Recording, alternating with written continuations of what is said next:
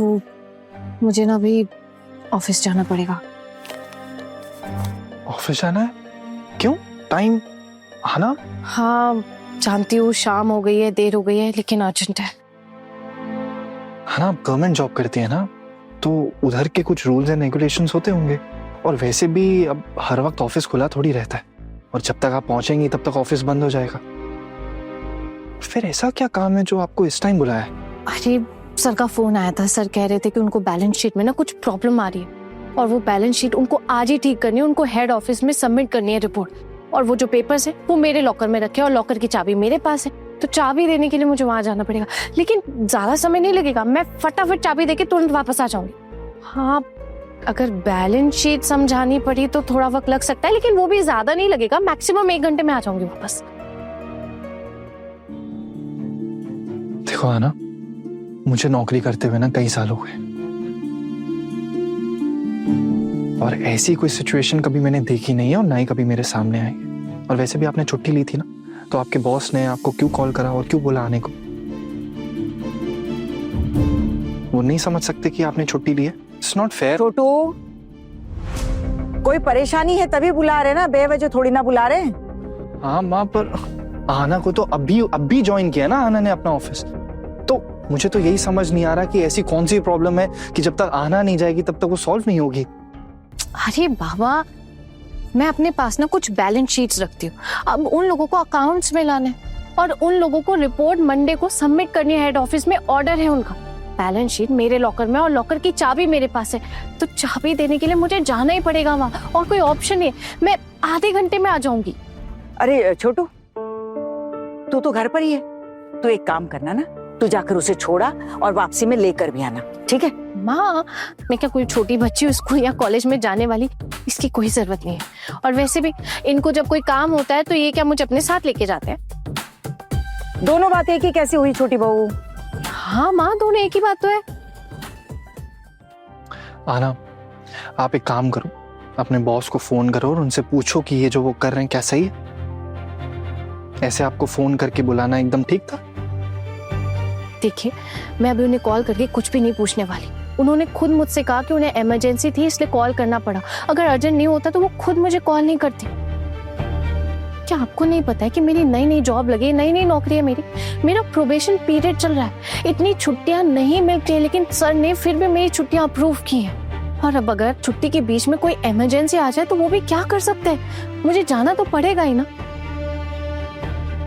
माँ आप बताइए, सर ने हमारी कितनी मदद की है, तो क्या मैं उनके लिए इतना नहीं कर सकती हूँ? अरे बहस करने से क्या होगा, वक्त बर्बाद करने से अच्छा है जल्दी से जाकर आ जाओ। ठीक है माँ, मैं फटाफट साड़ी बदल के जाती हूँ।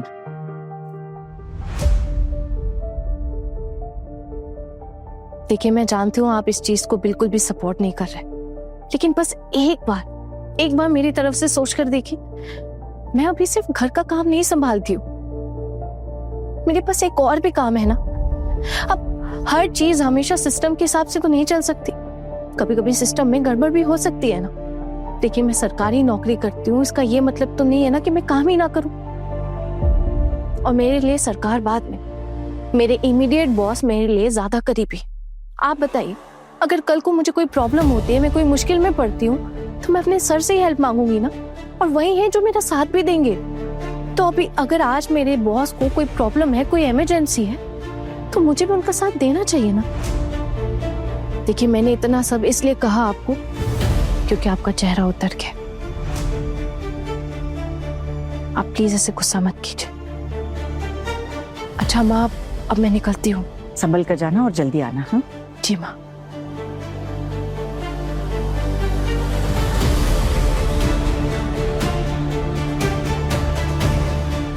ऐसी कौन सी प्रॉब्लम है जब तक आना नहीं जाएगी तब तक सॉल्व नहीं होगी?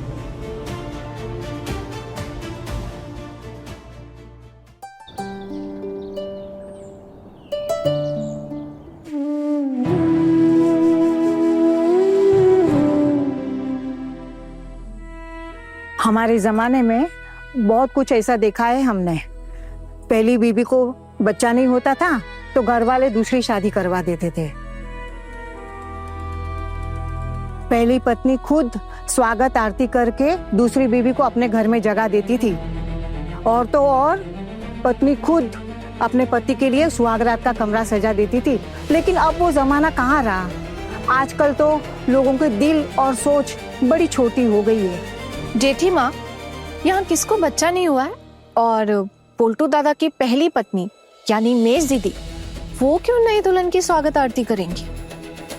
नहीं, मेरा मतलब है, आप क्या कहना चाहती है जरा समझाएंगे हमें?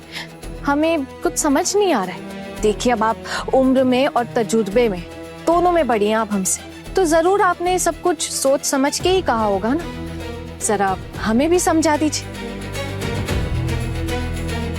वो क्या है ना जेठी माँ, आप हमारे ही घर में बैठे बैठे हमारे घर की बहू के बारे में कह रही हैं। नहीं छोटी बहू, मेरा कहने का मतलब कुछ और था। दोनों की बनती नहीं है, इसलिए दोनों अलग हो गए। पोल्टू ने इसे घर से बाहर तो नहीं निकाला ना, रहने तो दिया है ना उसको घर में। रहने तो दिया का क्या मतलब है जेठी माँ? पोल्टू ने? ये घर पोल्टू का तो नहीं है ना, ये घर तो हमारा है। बड़ी बहू, रहने तो ये सारी बातें। अब लोग बैठे हुए हैं, जाओ तुम लोग जाकर अपना अपना काम करो। जाओ काम पर जाओ। शाम के वक्त ज्यादा काम तो रहता नहीं है, तो 5 बजे के बाद हम काम खत्म करके वापस आ गए हैं घर। और एक बात कहना चाहती हूँ आप सबसे। हाँ ना नीता और जी, आप लोग अगर इस मामले में और ज्यादा बात ना करें तो मेरे लिए अच्छा होगा, मुझे थोड़ा अच्छा लगेगा। हाँ जेठी माँ, आप बताइए, अगर ऐसा कुछ आपके साथ हुआ होता तब आप क्या करती? हाँ, आप अपनी पति की स्वागत आरती करती क्या, या फिर उसके लिए सुहागरात का सेज सजाती उसके नए शौक के लिए? चीची, ऐसा क्यों होगा भला मेरे साथ? तू एक औरत होके पति के साथ रिश्ता नहीं निभा पाई, ये अच्छी बात है क्या? लोग तो तुझे ही दोष देंगे ना।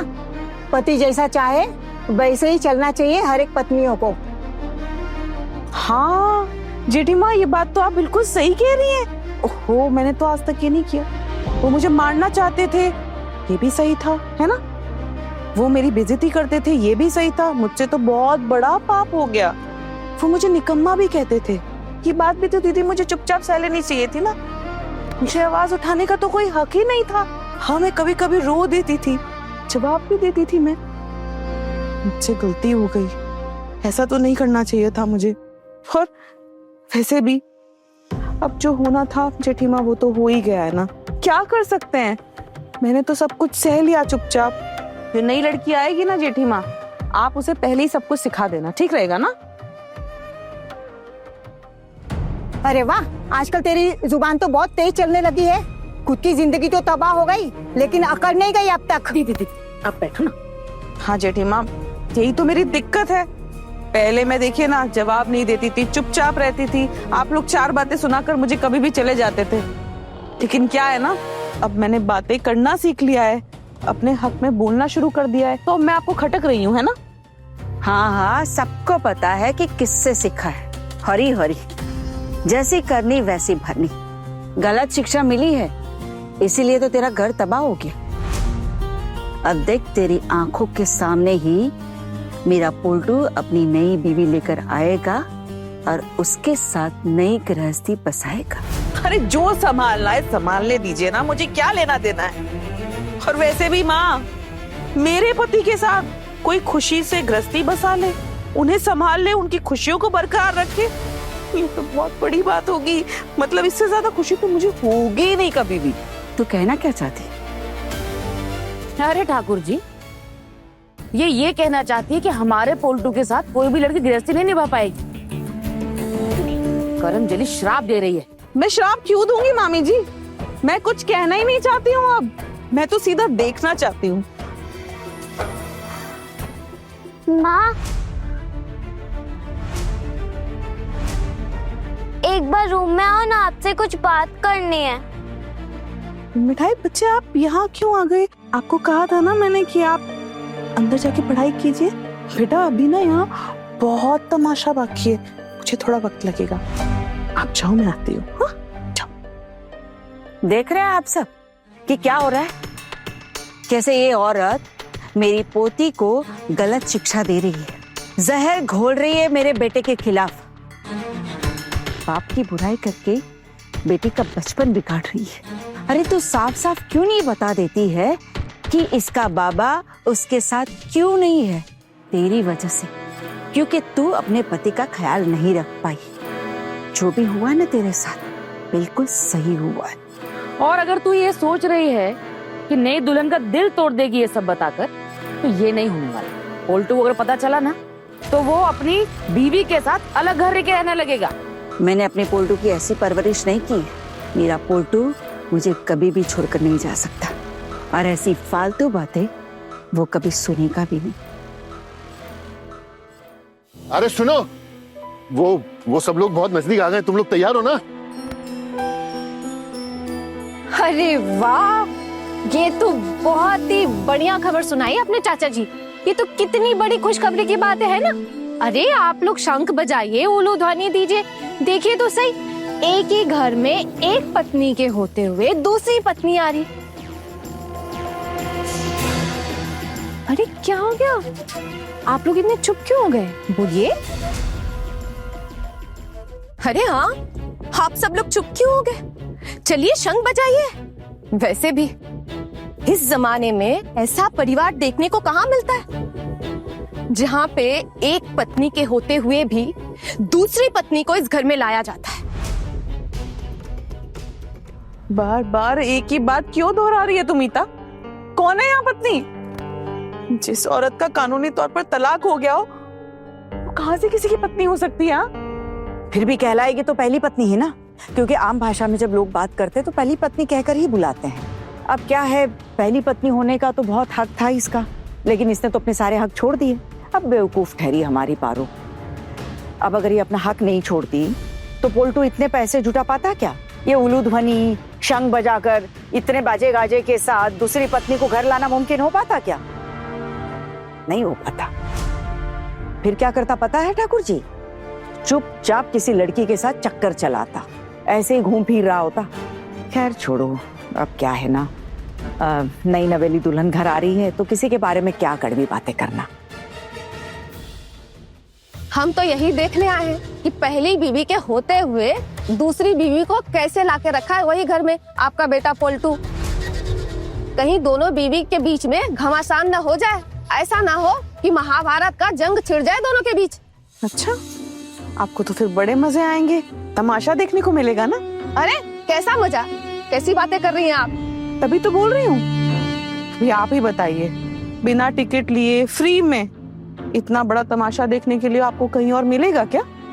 कितना अच्छा तमाशा तो चल रहा है। ये तो आजकल के वो जो हिंदी के टीवी सीरियल आते हैं उनसे भी बेहतर है। देखिए, उसे तो आप टीवी में देख पाती हैं, उनके कलाकारों को छू भी नहीं सकती, ऐसे महसूस भी नहीं कर सकती ना। यहाँ के कलाकार को तो आप महसूस भी कर सकती हैं, है ना? तो मजे की बात तो हुई ना। इतना क्यों सुना रही है हमको? हमने किया क्या है? अरे जेठी माँ, मैं कहाँ सुना रही हूँ? क्या गलत बात कही मैंने, बताइए आप ही। ऐसा कोई परिवार आसपास है क्या? कोई भी नहीं है, पड़ोस में भी कोई नहीं है। और आप तो अब खुल के गर्व के साथ बता सकती है कि देखो भाई, हमारे पड़ोसी इतने अच्छे हैं। वहाँ तो एक पति ने अपनी पत्नी को तलाक देने के बाद अगले दिन ही दूसरी शादी कर ली, और फिर अपनी पहली पत्नी के सामने अपनी नई दुल्हन को घर लेकर भी आ रहे हैं। ऐसा और कहाँ मिलेगा देखने के लिए नजारा, है ना? मुझे एक बात ये बता कि तू इतना मुंह क्यों चला रही है? तू अगर घर छोड़कर नहीं जाती है तो इसमें मेरा पोल्टू भला क्या करे? जिंदगी भर तेरी वजह से ब्रह्मचारी बना रहे या कहीं और जाकर शादी करता? हाँ, और तू यहाँ खूंटा गाड़कर रह जाती। मैं यहाँ मामी माँ के साथ उनके घर में रहती हूँ, और आप भी तो यहीं रहती है ना, और आपका बेटा भी यहीं रहता है। आपके पास खुद का घर बनाने की हैसियत नहीं है और मुझे चलिए चार बातें सुनाने। ना ही कोई आपकी हैसियत है, ना ही कोई आगे चलकर घर बनाने की इच्छा है। दूसरों के सहारे आपका काम चलता है, और उसके बाद चलिए मुझे बात बताने के लिए। ऐसा है, बस अब चुप कर। बहुत देर से बकबक किए जा रही है तू। आपको क्यों बुरा लग रहा है माँ? आप मुझे एक बात बताइए, अगर आपके साथ ये होता तो आप भी चुप रहती क्या? देख मीता, मुझे ना तुझसे बात करनी ही नहीं है। तू भी इन सबके साथ रह के बिगड़ गई है। क्या ही कर सकती हूँ माँ, जब बिगड़ ही गई हूँ तो अब अचानक से सुधर भी नहीं सकती ना। वैसे छोटी एक बात बता। हाँ दीदी बोलिए। ये जो दूध उबालने की रस्म है और बाकी सारे जो रस्में हैं, ये कौन करेगा? या फिर ये सब रस्में भी? वैसे हम तो कभी रसोई में जाते नहीं है, पर ये काम मैंने बड़ी बहू को सौंपा था। अब बड़ी बहू ने ये काम किया है कि नहीं, ये पता नहीं।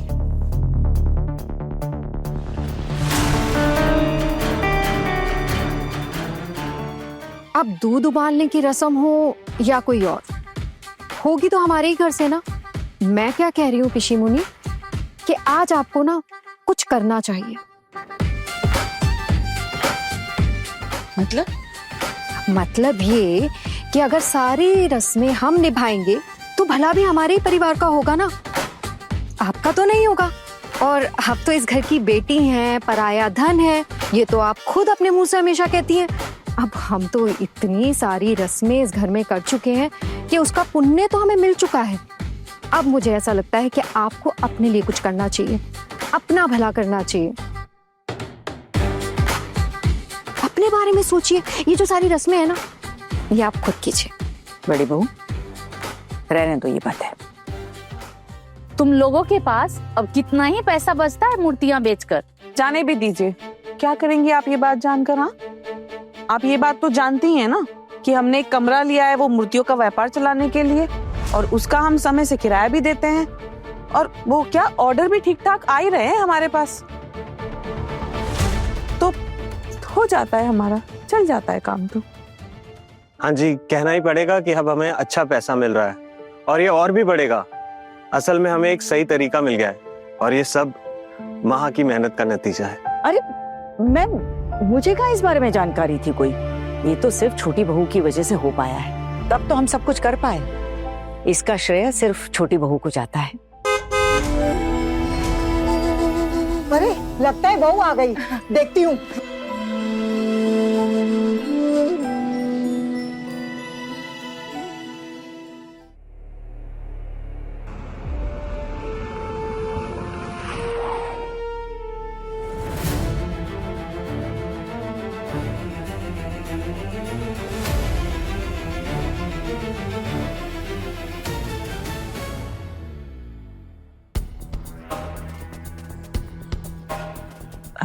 भाभी, आप आने वाली नई बहू को अपने आशीर्वाद तो दोगी ना?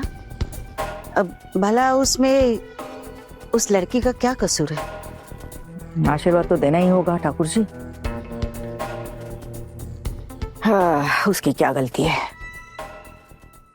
और मैं तो हर औरत लड़की को यही आशीर्वाद भी देना चाहूंगी कि वो जिंदगी में बहुत आगे बढ़े, अपने आप को संभाले, अपने पैरों पर खड़ी रहे और अपने परिवार का भी ख्याल रखे।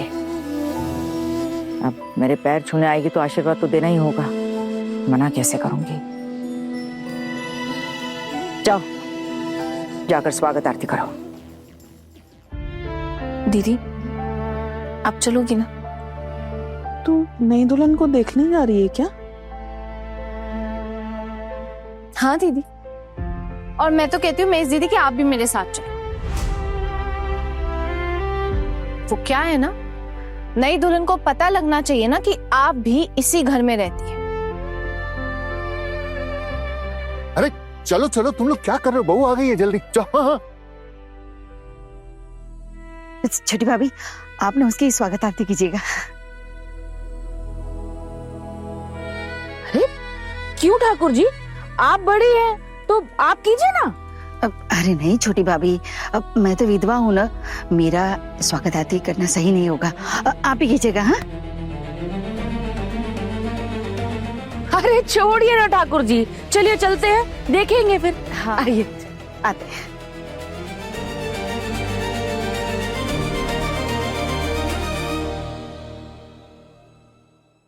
दीदी चलिए, माँ हम देख कर आते हैं।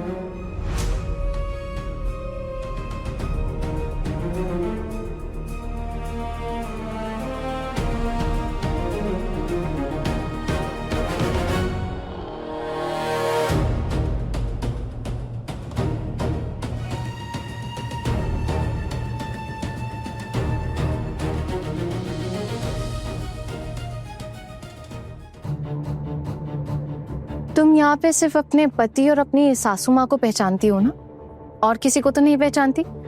कोई बात नहीं, मैं तुम्हारी पहचान सबसे करवा देती हूँ।